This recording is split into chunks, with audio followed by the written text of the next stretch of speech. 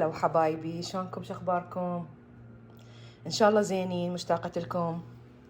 اليوم حبايبي اني هواية كتبولي وراسلوني قالوا لي عسولة سوي لنا الدولمة البغدادية العراقية الأصيلة على طريقتك، فيحبون يشوفون طريقتي بالدولمة.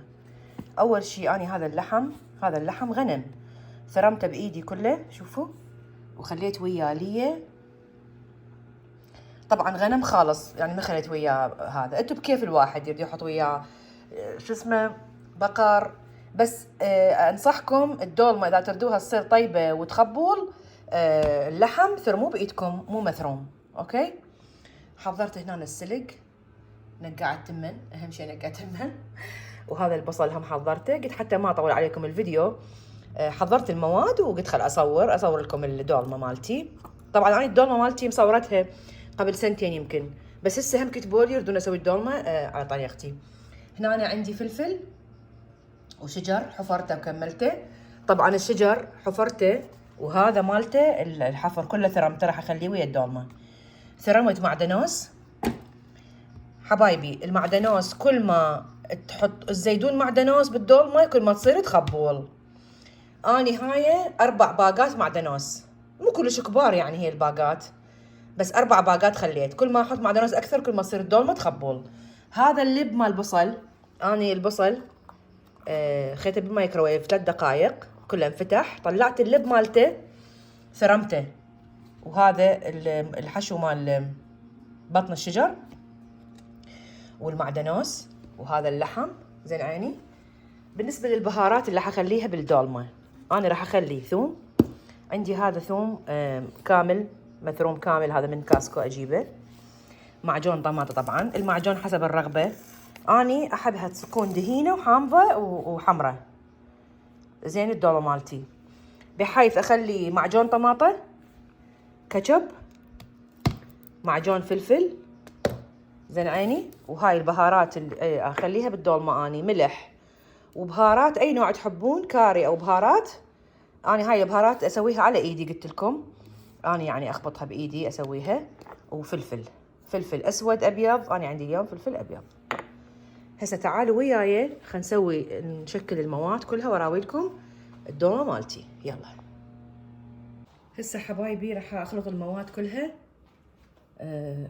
اخلط اللحم هذا، خليه كله على شو اسمه، على الخضروات اللي حضرتها. هنا تمن شب ميه،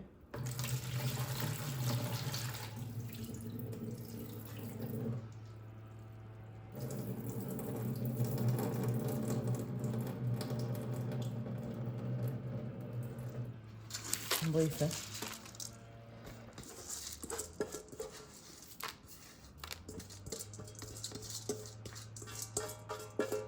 ما بقي ولا تمنايه بالطاسه.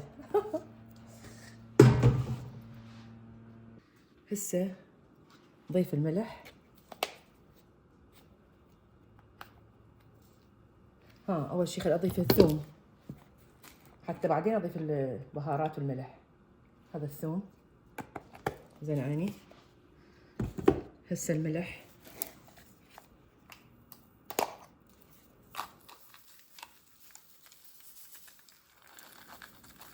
يعني حسبوا حساب الخضرة هماتين لازم تريد ملح، مو بس الحشو. هاي البهارات وهذا الفلفل. البهارات انتم تتحكمون بيها حبايبي عادي يعني زين عيني. هسه راح اضيف المعجون ومعجون الطماطم ومعجون الفلفل.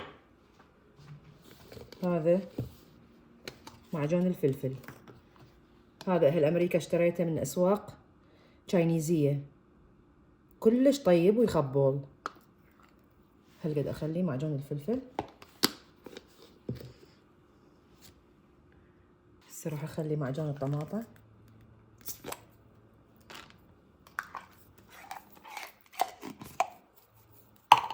طبعا المعجون هذا الثخين ترى يعني مو عبالكم خفيف، لان هذا كلش احمر. هسه راح اخلي كاتشب،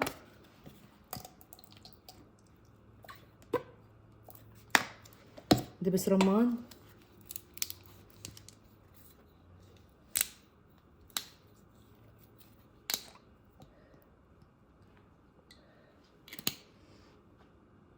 هذا الحامض عندي نمي حامض فريش اني، بس هذا قليل، راح اخلي وياه شويه لمندوزي. هذا لمندوزي راح اخليه وياه. حبايبي كملنا المكونات. هسه لازم نخلط كل المواد حتى تتجانس وتاخذ اللون مال المعجون. المعجون يتجانس ويا المواد كلها، وهذا كله لازم اريده يصير احمر من المعجون الطماطة ومعجون الفلفل.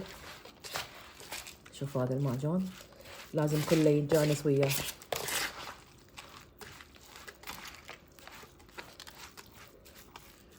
شوفوا حبايبي هسه صار لي اني 5 دقائق دا اخلط بالمواد على مود تتجانس كل المواد. هاي عودة لازم نذبها زين عيني. شوفوا لونه شلون تغير، صار احمر ويخبول. طبعا سبحان الله اني كل ما اسوي شويه اقول خلي اسوي شويه، ما اريد يبقى حشو، اسوي شويه تمن شويه لحم. سبحان الله باع ما شاء الله خير وبركه يصير. يعني هسه هاي اني ما طبختين بالنسبه يعني احنا عددنا هاي ما طبختين تصير ما شاء الله. صلوات على محمد وآل محمد. دائما من اسوي شيء يصير كلش هوايه خير وبركه يصير. شوفوا حبايبي شوفوا شلون صارت الحشوه تخبل. يلا تعالوا هسه خلينا نشوف شنو راح نسوي. كملنا الحشو كله كمل عندنا جهز. حضرت هذا الجدر راح الف بيه الدولمه، وعندي انا هنا زيت الزيتون راح اخلي حشو بكعب الجدر زيت الزيتون. هماتين ينطعم كلش طيب، وهماتين يعني بالنسبه تصير صحيه على اساس يعني زين عيني. هسه لازم احشي البصل. خلي اسوي هنا هيجي ايه. احشي البصل نخليه بكعب الجدر حتى من يلجع، لان نحب البصل ملجوع ويخبل زين عيني. ما راح اخلي كل البصل بالكعب، اخلي الفلفل على مود الفلفل يتطعم للدولمه. شوفوا طبعا هذا هسه كله يصغر الفلفل. شوفوا لازم ادخله باصبعي على مود ينزل لي جوا. شوف بس الفلفل راح اسوي بايدي والشجر.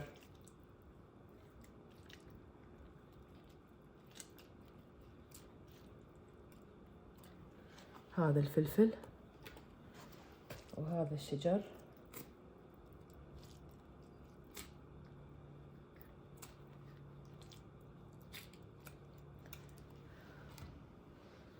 هذا البصل.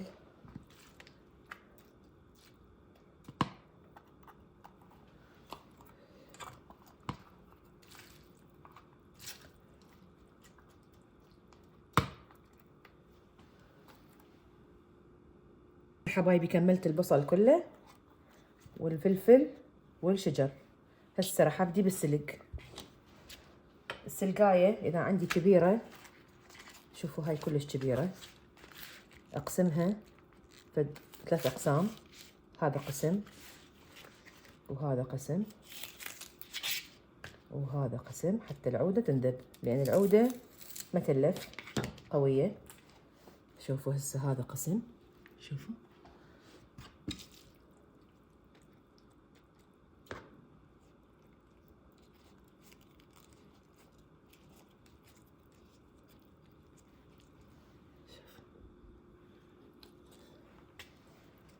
حتى هاي تقدرون تسووها 2 وتلفوها. شوفوا حتى هاي تقدرون تسووها 2 تصير دولمايتين يعني ما شاء الله. قلت لكم خير وبركه السلق. هاي هم راح اسويها 2 لان هاي العوده شويه تصير قويه مكروهه تروح تتكسر. فهاي شوفوا سويتها 2.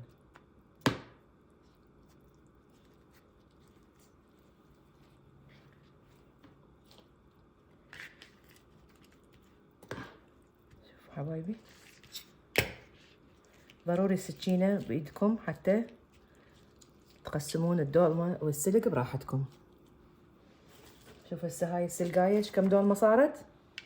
2 4 5 ما شاء الله. ما شاء الله. هسه هاي هم نقسمها، شوفوا.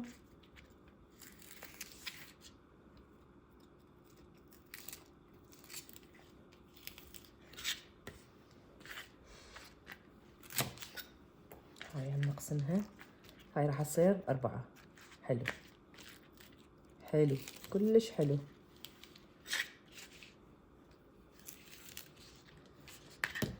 اولادي قلت لهم اليوم دولمه، قالوا كل شيء بناكل الا تخلصين الدولمه يلا. قلت لهم اكلوا اي شيء بين ما تصير، قالوا لا الا ننتظر الدولمه مالتش ماما. يحبون الدولمه الحمد لله، يعني اكو شغلات كل شيء يحبوها، بس اكو شغلات لا ما يحبون، تمن ومرقه ما ياكلون ابد. ما ادري يعني الكل ما كل الاولاد هيجي لو بس احنا ما ادري والله. هاي شوفوا اللحم ما شاء الله، اللحم يخبل. طبعا هذا بالطبخ يصير فشي رهيب، فشي رهيب يصير. زين هاي هسه راح اسوي لكم اياها، هاي اخر وحده حتى من اخلص ارجع لكم. شوفوا هاي وحده، هاي 2. شوفوا دول ما تصير هاي بهاي السلقايه العظيمه الكبيره. زين عيني شوفوا الجمال. شوفوا اعتقد هاي اقدر اسويها وحده، هاي تصير وحده هيجي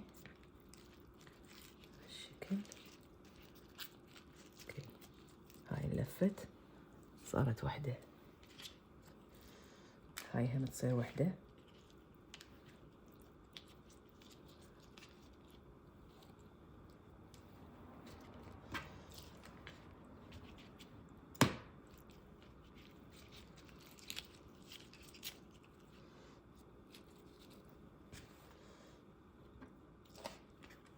حبايبي جهز عندي الجدر خلصته، راح اخليه على الطباخ. طبعا انا ما اخلي له اي مي، بس مجرد اعلق النار عليه عاليه شويه، اخليها شلون تنحمس، ينحمس البصل وتنحمس الخضره، بعدين اشوف اذا يحتاج مي احط له. انا هاي طريقتي. تعالوا وياي الطباخ، دا اعلق الطباخ يلا. خليه دوبه على نار عاليه شويه حد اسمعها تشكشك. شو احنا نقول تشكشك، شويه تشكشك وتنحمس، ينحمس المواد، واشوف شنو راح اسوي. حبايبي سمعوا، دا يتشكشك الجدر، دا احمس المواد وبعدين اضيف لها شويه مي. زين هسه راح ادير شويه مي، يعني تقريبا نص قلاص، بس ما اريدها تصير هوايه مي حتى لا تنمرد الدولمه. هسه حبايبي شوفوا بدت عندي تفور الدولمه، بدت تغلي. هسه بهاي المرحله راح انصي النار.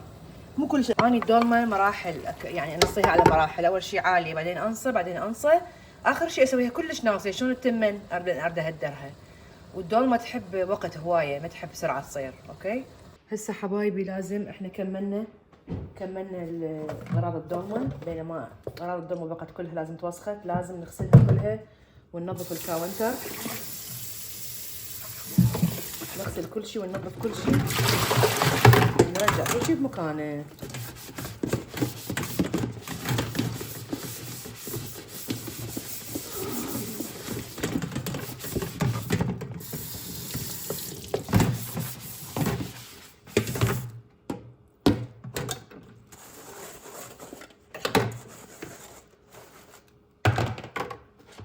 الشغلات اللي استعملناها بالدولمة لازم كلها نغسلها، نرجع كل شيء بمكانه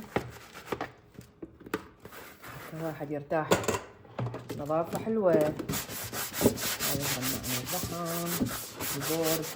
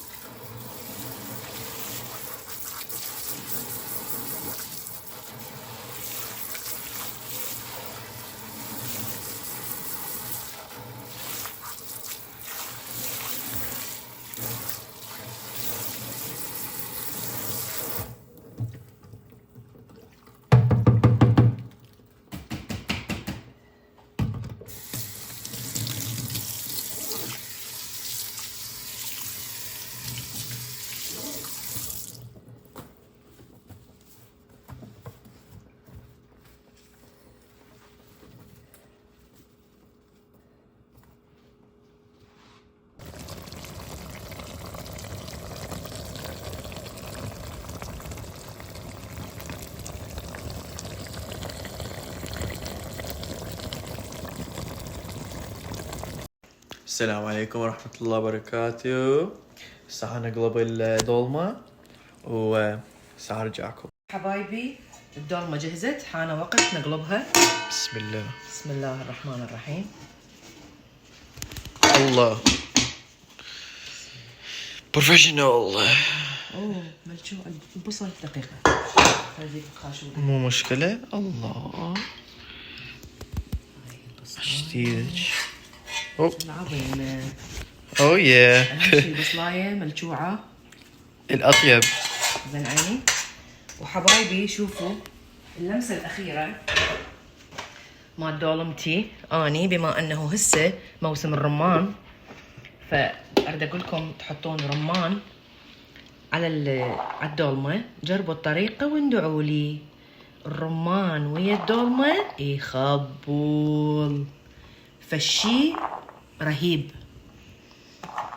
جربوها وندعوا لي حبايبي. وهاي وصفتنا اليوم، الدولمة البغدادية الأصيلة. أتمنى تعجبكم هاي الوصفة مالتي، طريقتي يعني طريقتي. ولا تنسون لايك وشير وسبسكرايب وتفعيل الجرس حتى يوصلكم كل جديد. اوكي يلا باي باي. شوفوا الرمان ويا الدولمة، شوف واو طعم.